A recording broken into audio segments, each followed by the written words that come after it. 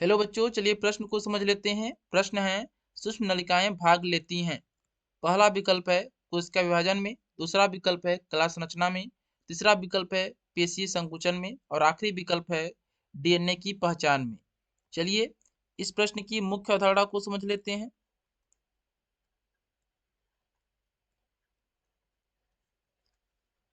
सूक्ष्म नलिकाएं tubulin protein की बनी होती हैं।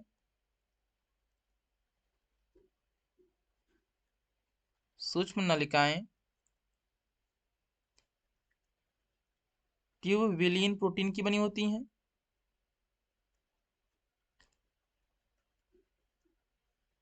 प्रोटीन की बनी होती हैं।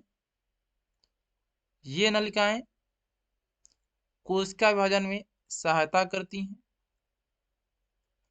कोशिका विभाजन में भाग लेती हैं। सूक्ष्म नलिकाएं तर्कु तंतु का निर्माण करती हैं। तर्कु तंतु का निर्माण करती हैं